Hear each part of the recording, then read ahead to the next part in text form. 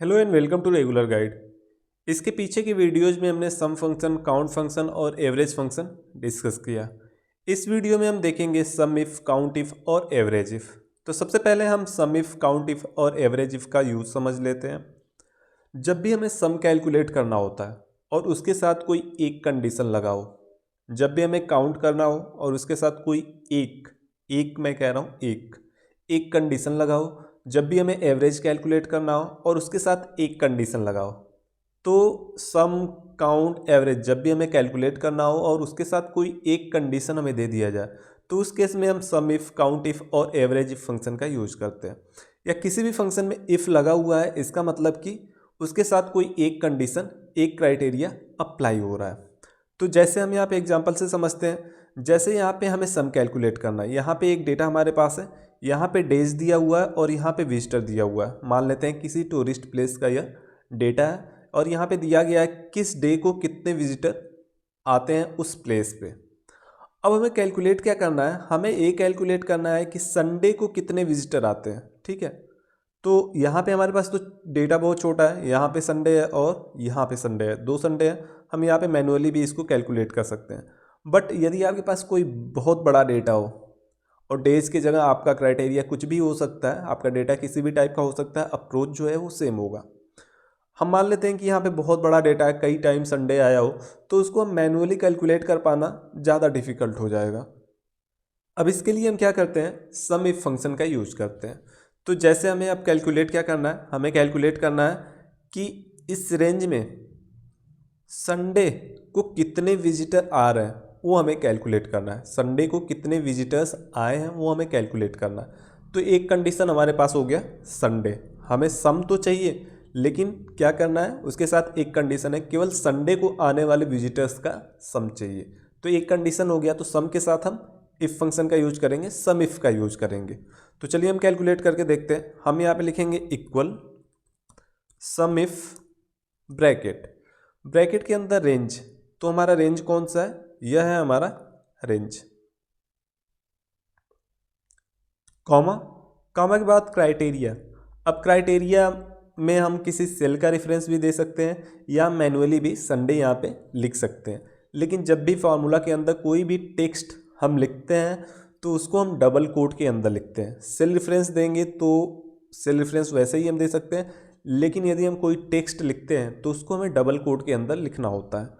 तो हम यहाँ डबल कोड में संडे लिख देते हैं, संडे हमारा क्राइटेरिया है, कॉमा, कॉमा के बाद सम रेंज, किस रेंज का हमें सम चाहिए। अब आप देखो यह जो सम रेंज है यह ब्रैकेट में दिख रहा है, इसका मतलब कि यह ऑप्शनल है। और ऑप्शनल कब के लिए, जब हमने जो रेंज यहाँ पे D2 टू E12 सेलेक्ट किया हुआ है, अगर यहाँ पे यह हमारा रेंज होता E2 टू E12, मतलब यह वाला कॉलम केवल होता, केवल यह न्यूमेरिक कॉलम होता, इसी में हमारे पास कुछ कंडीशन होता, तो उस केस में हमें सम रेंज देने की ज़रूरत नहीं होती, एक्सेल उसको कंसीडर कर लेता। अभी उसका एग्जांपल हम देखेंगे। तो यहाँ पे सम रेंज किसका हमें सम चाहिए, इस रेंज में से हमें सम चाहिए, तो हम सम रेंज सेलेक्ट कर लेते हैं। ठीक है, ब्रैकेट क्लोज कर देते हैं और एंटर कर देते हैं। तो हमारा जो आंसर आया है, हम इसका टेक्स्ट जो है ब्लैक कर देते हैं।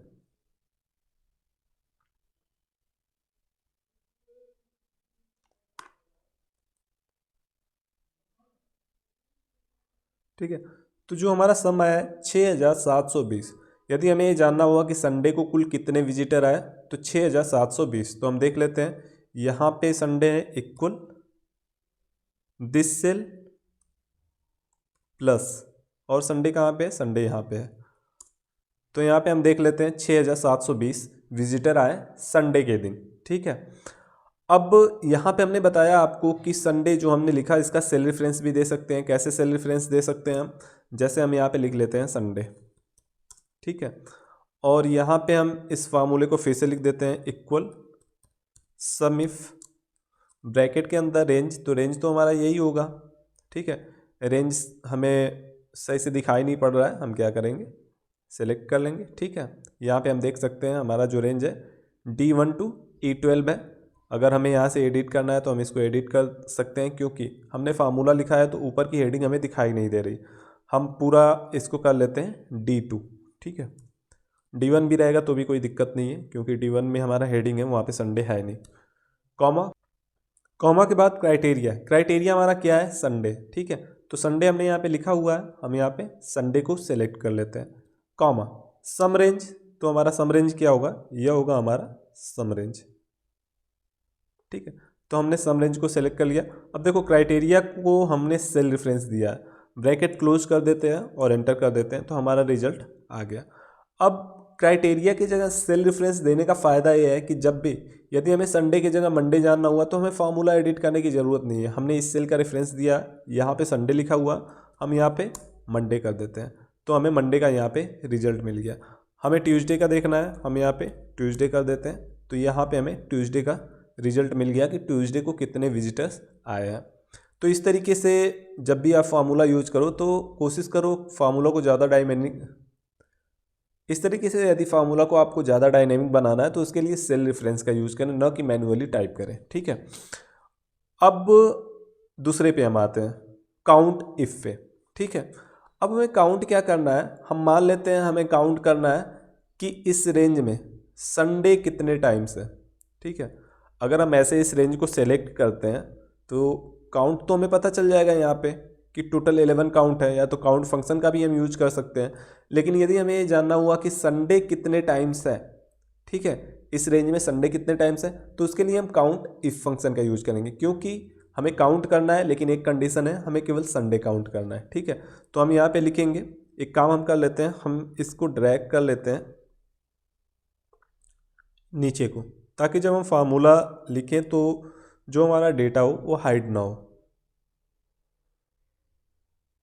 ठीक है, इसको हम यहाँ पे कर लेते हैं।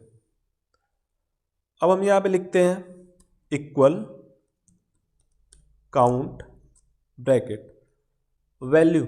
ठीक है, वैल्यू हमें काउंट करना है, तो काउंट नहीं, हमें काउंट इफ फंक्शन यहाँ पे इंसर्ट करना है। ठीक है, रेंज, तो हम रेंज सेलेक्ट कर लेते हैं। अब यह हमारा होगा रेंज, हम इस रेंज को सेलेक्ट कर लेते हैं। ठीक है, कॉमा, हम चाहें तो इस डे वाले रेंज को भी सिलेक्ट कर सकते हैं, क्योंकि हमें इस विजिटर का काम है नहीं, तो हम चाहें तो यहाँ पे इसको D6 to D16 भी कर सकते हैं, कोई दिक्कत नहीं है, क्योंकि जो हमारे डेज है वह इसी कॉलम में है, इसी रेंज में है, इस रेंज से कोई लेना देना है नहीं। कॉमा के बाद क्राइटेरिया, क्राइटेरिया हमारा क्या है, संडे। ठीक है, तो हम यहाँ पे हम चाहें तो यहाँ पे डबल कोड में संडे लिख सकते हैं, या तो हम किसी सेल का रेफरेंस दे सकते हैं जहाँ पे भी हमने संडे लिखा हुआ है। सेल रेफरेंस देने का फ़ायदा ये होगा कि जब भी हमें यदि चेंज करना हुआ तो हम उस सेल में चेंज करेंगे, जिस सेल का हमने रेफरेंस दिया हुआ, हमारा जो डेटा है ऑटोमेटिकली कैलकुलेट हो जाएगा। ब्रैकेट क्लोज करते हैं, एंटर करते हैं, तो हम यहाँ पे देख रहे हैं कि संडे 2 टाइम्स है। अब हम यहाँ पे क्या करते हैं, यहाँ पे जो हमने संडे लिखा हुआ है ना, इसको हम डिलीट कर देते हैं और इसको हम इस सेल का रेफरेंस दे देते हैं। ठीक है, तो यहाँ पे अब ट्यूसडे, ठीक है, यहाँ पे ट्यूसडे लिखा है तो ट्यूसडे का काउंट आ रहा है हमारा 3, तो हम देख लेते हैं 3 टाइम्स है, ट्यूसडे, ट्यूसडे और ट्यूसडे, ट्यूसडे हमारा 3 टाइम्स है, तो यहाँ पे हमारा आ गया 3। अब यदि हमें मंडे का देखना है, हम यहाँ पे चेंज कर देंगे, क्योंकि हमने इस सेल का रेफरेंस दिया है क्राइटेरिया में, मंडे हम कर देते हैं, तो मंडे आ गया 2। ठीक है, नेक्स्ट है हमारा एवरेज इफ़। एवरेज इफ़ भी उसी तरीके से काम करता है, हमें एवरेज कैलकुलेट करना हो लेकिन उसके साथ हमें कोई कंडीशन दे दिया गया हो। जैसे हम यहाँ पे भी संडे ले लेते हैं, हमें ये जानना है कि संडे को एवरेज विजिटर कितने हैं। ठीक है, या हम ट्यूसडे ले लेते हैं, ट्यूसडे को एवरेज विजिटर कितने हैं, तो हम यहाँ पे लिखेंगे equal average if, bracket close करते हैं, रेंज हमारा क्या होगा, यह हमारा रेंज होगा, कॉमा, कॉमा के बाद क्राइटेरिया, क्राइटेरिया हमारा क्या होगा, हम मान लेते हैं ट्यूसडे को, तो हम डबल कोड में ट्यूसडे लिख लेते हैं, या तो हम इस सेल का रेफरेंस दे देते हैं, बाद में हम इसको चेंज कर देंगे, ट्यूसडे कर देंगे। ठीक है, कॉमा, कॉमा के बाद एवरेज रेंज, किस रेंज का हमें एवरेज चाहिए। ठीक है, अब यहाँ पे एवरेज रेंज भी आप देख लो ब्रैकेट में, इसका मतलब ऑप्शनल है। ऑप्शनल कब होता, जब हम केवल इसी रेंज को सेलेक्ट करते। ठीक है, वो भी हम आपको बताएंगे, जब हम केवल इसी रेंज को सेलेक्ट करते। तो अभी हमने 2 रेंज को सेलेक्ट किया, मतलब कि हमने जो रेंज सेलेक्ट किया उसमें टेक्स्ट वैल्यू भी है और न्यूमेरिक वैल्यू भी है। तो एक्सेल, ऐसे केस में यदि हम इसको हटा देते हैं, एंटर करते हैं, तो एक्सेल आइडेंटिफाई नहीं कर पाएगा। ठीक है, तो हमें यहाँ पे क्या करना पड़ेगा, एवरेज रेंज देना पड़ेगा। इस रेंज को हम यहाँ पे सेलेक्ट कर लेते हैं और अब हम कर देते हैं एंटर। तो यहाँ पे हमारा आ गया 3117। मंडे के दिन जो एवरेज विजिटर है 3117 है। मंडे की जगह यदि हम ट्यूसडे कर देते हैं यहाँ पे, तो यहाँ पे 2115 विजिटर हैं एवरेज विजिटर। यदि हम यहाँ पे थर्सडे कर देते हैं तो यहाँ पे 4672 विजिटर एवरेज विजिटर हैं। ठीक है, तो अब देखो जैसे जैसे हम यहाँ पे चेंज कर रहे हैं यह पूरा डेटा हमारा चेंज होता जा रहा है। मतलब कि यह जो हमारा फार्मूला है बिल्कुल डायनेमिक है। सेल रेफरेंस देने का यही फ़ायदा होता है कि हमें फार्मूला एडिट करने की ज़रूरत नहीं पड़ती है। हमें जो भी देखना है, हमने जिस सेल का रेफरेंस दिया है उसको हम चेंज करेंगे, यह हमारा रिजल्ट जो है अपडेट हो जाएगा। अब एक चीज़ और हम डिस्कस कर लेते हैं। जो हमने बताया कि सम फंक्शन जब हम इंसर्ट करते हैं तो यह जो सम रेंज है यह ब्रैकेट में है, यह ऑप्शनल है। यह ऑप्शनल कब होता, जैसे हमें ये जानना हुआ कि इस रेंज में विजिटर कॉलम में 2000 से ज़्यादा विजिटर जब भी आए हैं उनका सम हमें चाहिए। 2000 से कम आया उनका सम हमें नहीं चाहिए। 2000 से ज़्यादा जब आए उनका सम हमें चाहिए। तो हम देख सकते हैं यहाँ पे 2000 से कम है, यहाँ भी 2000 से कम है, यहाँ भी 2000 से कम है। इन पूरे को यदि हम सेलेक्ट करते हैं तो हम यहाँ पे सम देख सकते हैं। ठीक है, सम है 39,622। ठीक है, 39,000 अगर पूरे का सम हम लेते हैं तो 39,622। लेकिन हम यहाँ पे एक कंडीशन ले लेते हैं। कंडीशन हमारा क्या है कि हमें उस दिन का सम चाहिए जब 2000 से ज़्यादा विजिटर आए हो। ठीक है, तो अब हमारा जो कंडीशन है, जो हमारा क्राइटेरिया है वह सम रेंज में ही है, 2000 से ज़्यादा विजिटर। अब हम यहाँ से डे से कुछ नहीं ले रहे हैं, हमारा सम रेंज में ही हमारा क्राइटेरिया है। अब इस केस में हम क्या करेंगे, हम यहाँ पे लिखेंगे equal some if bracket range. तो रेंज हमारा क्या होगा, इसी रेंज में हमारा क्राइटेरिया है तो हम इस रेंज को सिलेक्ट कर लेते हैं। कॉमा, कॉमा के बाद हमारा क्राइटेरिया क्या है, क्राइटेरिया हमारा है ग्रेटर देन 2000। ठीक है, ग्रेटर देन 2000। तो मैंने बताया कि टेक्स्ट जब भी हम लेंगे तो वह क्या होगा हमारा डबल कोड के। इसी तरीके से स्पेशल कैरेक्टर भी यदि कोई आता है तो उसको हम डबल कोड में लेते हैं। न्यूमेरिक वैल्यू को डबल कोड में नहीं लेते हैं। स्पेशल कैरेक्टर है या टेक्स्ट है तो उसको हम डबल कोड में लिखेंगे।